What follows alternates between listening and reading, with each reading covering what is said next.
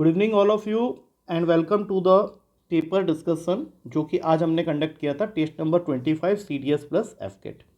तो let's start the discussion of today's paper. आज के पेपर का जो पहला क्वेश्चन था वो ये था कि हमारे पास दो नंबर हैं और दोनों ही ग्रेटर दैन 21 है और इन दो नंबर्स का HCF तुम्हें दिया हुआ है 21 और LCM तुमको दिया हुआ है 3003।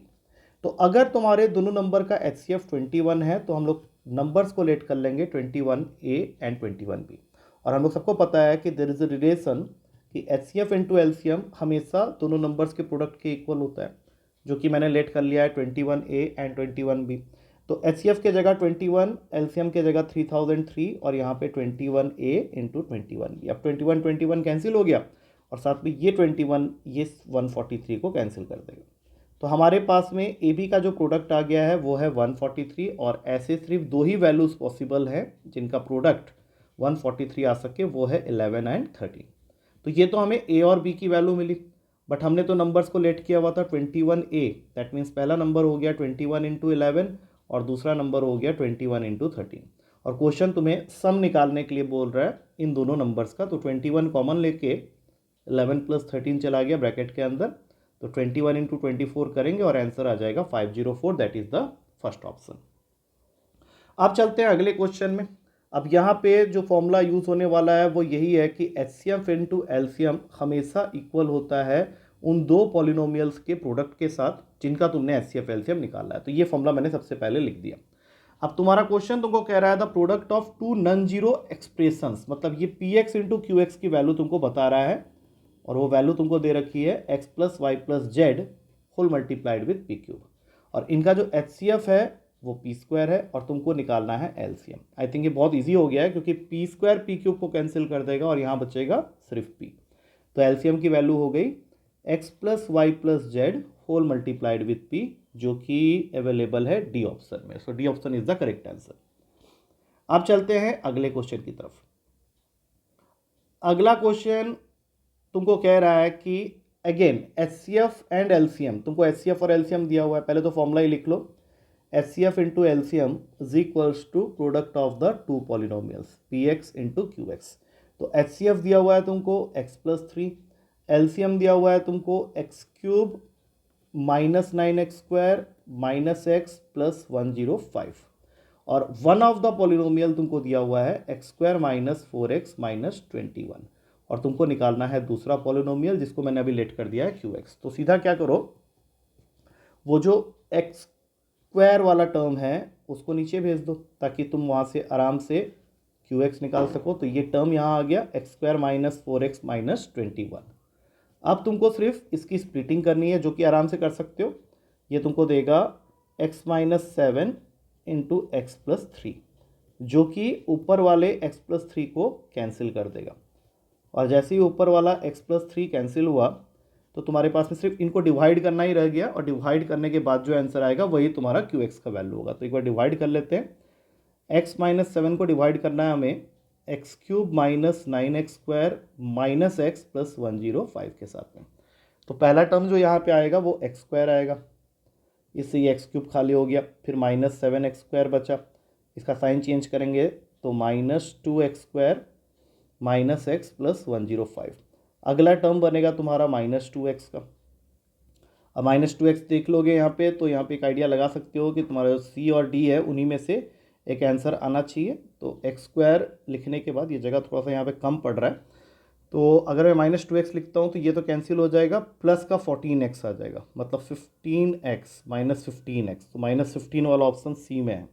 तो x square minus 2x minus 15 ये तुम्हारा सही आंसर हो गया। अगला क्वेश्चन है the highest 4 digit number which is divisible by 16, 36, 45, 48। इसका मैंने पूरा डिटेल मेथड तुम लोगों को बताया हुआ है। ऐसे क्वेश्चन में सबसे पहले क्या करते हैं कि जो भी वैल्यूज़ दिए हुए हैं जिससे वो डिविजिबल की बात कह रहा है उनका तुम्हें निकालना होता है LCM। तो एक बार जल्दी से इन वैल्यूज़ का LCM निकाल के देखते हैं कि ये कितना आ रहा है। तो इसको 2 से कट कर लेते हैं, 8, 18, 45 एंड 24। फिर इसको अगेन 2 से कट करते हैं, 4, 9, 45 एंड 12। फिर 2 से ही कट करते हैं, 2, 3, 45, 6। अब 3 से कटते हैं, 2, 1, 15, 2। फिर 2 से कट कर लेते हैं, तो ये बन गया तुम्हारा 1 1 15 एंड 1। अब मल्टीप्लाई करते हैं, लेट्स सी। 2 2 ज़र 4, 4 2 ज़र 8, 8 3 ज़र 24, 24 2 ज़र 36, और 36 इंटू 15 करेंगे, 36 इंटू 15, तो ये तुम्हारा वैल्यू आ रहा है 540 का। एक बार चेक कर लेते हैं फिर से। 2 2 ज़र 4, 4 2 ज़र 8, 8 3 ज़र 24 इंटू 2, 48 है, सॉरी 48 इंटू 15, 240 720, 720 वैल्यू आ रही है। अब 720 को क्या करना है, हाईएस्ट 4 डिजिट नंबर से डिवाइड करना है। तो हाईएस्ट 4 डिजिट नंबर होता है हमारा 9999। तो जब इससे डिवाइड करोगे तो ये वैल्यू आ जाएगा 972799। तो अब इसको आगे प्रोसीड करने के लिए 3 से करते हैं, और 3 से जैसे ही किया तो 720 इंटू 3, ये वैल्यू आ गई तुम्हारी 2160। मतलब इन टोटल रिमाइंडर बच रहा है 639 का। तो जो तुम्हारा रिक्वायर्ड नंबर होगा that will be always equals to 999 minus this value that is 639। और इसको जब तुम माइनस करोगे तो तुम्हारा आंसर आ जाएगा 9360, जो कि बी ऑप्शन में अवेलेबल है। अगला क्वेश्चन एलसीएम निकालने वाला का है। मैंने पहले ही बताया हुआ है कि जब भी फ्रैक्शनल वैल्यू का एलसीएम निकालना है तो जो तुम्हारे न्यूमरेटर्स हैं उनका तुमको लेना है एलसीएम, और उसको डिवाइड करना है with the HCF of the denominators. इस केस में एलसीएम निकालना है तुम्हें 1524 का, जो कि कोई बता सकता है 20 होगा, और एचसीएफ 36927 का 3 होगा। तो इस ओवरऑल चारों फ्रैक्शन का जो एलसीएम आया है वो 20/3 है, जो कि डी ऑप्शन में अवेलेबल है। ये क्वेश्चन को थोड़ा सा सही तरीके से पहले लिख लेंगे। कुछ बच्चों ने इसको देखा नहीं था, मैंने बोर्ड पे लिखा था लेकिन बच्चों ने देखा नहीं, तो ये एक बार देख लेना। ये है तुम्हारा क्वेश्चन कि 36/11 जो है that is equals to 3 + 1 upon x + 1 upon y + 1 upon z, और हमें फाइंड करना है x + y + z की वैल्यू। तो इसके लिए हम लोग कल वाली क्लास में जो मिक्स्ड फ्रैक्शन का कंसेप्ट था उसका यूज़ करेंगे। तो सबसे पहले इसको डिवाइड कर लो 36 को 11 से। तो ये 3 3/11 आया, तो इसको हम लोग लिखेंगे 3 + 3/11, जिसको हम लोग नेक्स्ट स्टेप में कर देंगे 3 + 1 अपॉन 11/3, क्योंकि यहाँ पे 1 था। अब 11 को 3 से डिवाइड करो, ये फिर 3 में ही जाएगा 9। तो अब ये नेक्स्ट स्टेप में बन गया 3 + 1 अपॉन 3 + 2/3। तो इससे तुमको दिख रहा होगा कि तुम्हारी जो x की वैल्यू है वो आ गई, लेकिन यहाँ तो 1 है। तो फिर से एक स्टेप और आगे बढ़ाएंगे तो 3 + 1 अपॉन 3 + 1 अपॉन 3/2, और 3/2 को अगर तुम डिवाइड करते हो तो ये बन जाएगा 1 1/2। तो फाइनली आ गया 3 + 1 अपॉन 3 + 1 अपॉन 1 + 1 अपॉन 2। अब तुम्हारे लिए सारी वैल्यूज़ दिख रही होंगी। x की वैल्यू आ गया 3, y की वैल्यू आ गया 1, और z की वैल्यू वो आ गया 2, और तुमको निकालना है x + y + z। तो 1 + 3 + 2 करोगे तो आंसर आ जाएगा 6। नेक्स्ट क्वेश्चन है, ये तो इजी है क्योंकि इसमें तुमको वो वाला फॉर्मूला यूज़ करना है जहाँ पे मैंने बताया था कि अगर 3 वैल्यूज़ के क्यूब का सम मांग रहा है तो उसको क्यूब करके खोलना नहीं है, वहाँ पे हम लोग अपना फॉर्मूला यूज़ करेंगे कि if a + b + c is equals to 0, तो हमेशा याद रखना a³ + b³ + c³ जो है वो 3abc के इक्वल हो जाएगा। तो न्यूमरेटर में a के जगह मान लो कि तुम्हारा x - y है, b के जगह y - z है, और c के जगह z - x है। तो इन तीनों का जब भी सम करोगे तो वो तो 0 हो जाएगा। दैट मीन्स ऊपर वाले वैल्यू को मैं स्ट्रेट अवे लिख सकता हूँ कि it is equivalent to 3 × x - y × y - z × z - x, और नीचे तुम्हारा है 9 times of x - y, y - z and z - x। तो सीधा सारे टर्म्स कैंसिल हो गए, 3 से 9 भी कैंसिल हो जाएगा, और आंसर आ गया 1/3, जो कि बी आंसर बी ऑप्शन में अवेलेबल है। अगला क्वेश्चन, तुमको कोसेंट फाइंड आउट करना है जब x⁴ - x² + 7x + 5 को तुम डिवाइड कर रहे हो x + 2 के साथ, और उसने तुमको उस कोसेंट का हल्का सा फॉर्म दे दिया है ax³ + bx² + cx + d। तुम डिवाइड करके फाइंड कर लो तुम्हारा ABCD क्या है। तो लेट्स स्टार्ट डिवाइडिंग। x को x4 बनाने के लिए x³ से मल्टीप्लाई करना पड़ेगा, ये कैंसिल हो गया, तुम्हारे पास बच गया 2x³। अब इसके यहाँ कहीं x³ तो है नहीं, तो अलग से लिख लेते हैं। फिर साइन चेंज करके उसको ऑर्डर में लिखेंगे, -2x³ -x² + 7x + 5। अब x में हम लोग को मल्टीप्लाई करना पड़ेगा -2x² to make it -2x³। ऐसे ही करते हैं हम लोग डिवीजन। ये कैंसिल हो गया, 2 × -2x² करोगे -4x² आएगा। अब इसका साइन चेंज किया तो ये बन गया 3x² + 7x + 5। अब यहाँ पे मल्टीप्लाई करो 3x से, तो ये हो गया 3x², अगला हो गया 6x, दैट्स इट। अब इसका साइन चेंज करो और तुम्हारे पास में आ गया x+5, तो डेफिनेटली 1 से ही करोगे।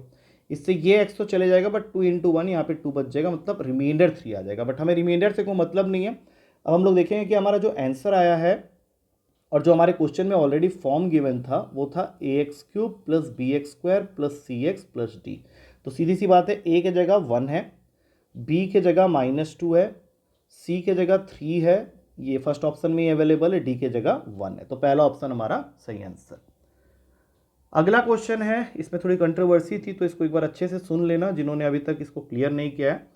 देखो क्वेश्चन ये कह रहा है कि इस एक्सप्रेशन में हम लोग k के जगह वो कौन सी वैल्यू डालें जिससे कि ये 3 लीनियर फैक्टर्स में डिवाइड हो सके। तो उसके लिए ऑप्शन की मदद तो लेनी ही पड़ेगी। तो k को 0 कर दो। जैसे ही तुमने k को 0 किया तो ये बन जाएगा x³ - 7x + 6, that means a cubic polynomial. और क्यूबिक पॉलिनोमियल को सॉल्व किया जाता है by making it equals to 0। तुम्हें यहाँ पे ये सोचना होता है कि x की वो कौन सी वैल्यू डालें जिससे कि ये 0 बन जाए। तो सबसे मिनिमम वैल्यू 1 डालो, 1 से ये 0 हो जा रहा है, 1 - 7 + 6 दैट इज 0। तो इसका मतलब है कि इसका एक लीनियर फैक्टर x - 1 है। तो वो डेफिनेटली इस पूरे को डिवाइड करके एक क्वाड्रेटिक देगा, जिसको हम लोग अगेन स्प्लिट करके 2 और लीनियर फैक्टर निकाल लेंगे। चलो वो करते हैं। तो यहाँ पे x² से मल्टीप्लाई किया, अब x² यहाँ है नहीं तो -x² का एक अलग से कॉलम बन गया, यहाँ लिखेंगे x² - 7x + 6। अब यहाँ पे x से मल्टीप्लाई करो तो ये हो गया x², ये गया, यहाँ बन गया -x, और तो कुछ है नहीं, इसका साइन चेंज करेंगे, ये बन गया -6x + 6। अब x को मल्टीप्लाई करना है -6 से, तो ये पूरा कैंसिल हो गया। तो x - 1 के साथ तुम्हारा एक क्वाड्रेटिक फैक्टर बन गया है या क्वाड्रेटिक पॉलिनोमियल बन गया है x² + x - 6। मतलब इन दोनों का जो प्रोडक्ट होगा इन दोनों का वो इसके इक्वल होगा।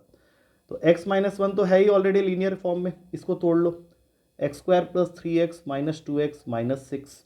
तो अगले ही स्टेप में यहाँ से तुमको 2 और फैक्टर मिल जाएंगे, x + 3 × x - 2। तो मेरा जो क्वेश्चन था कि हमें 3 लीनियर फैक्टर में स्प्लिट करना है, वो हमने स्प्लिट कर दिया by putting k as equals to 0। तो तुम्हारा पहला ऑप्शन सही आंसर है।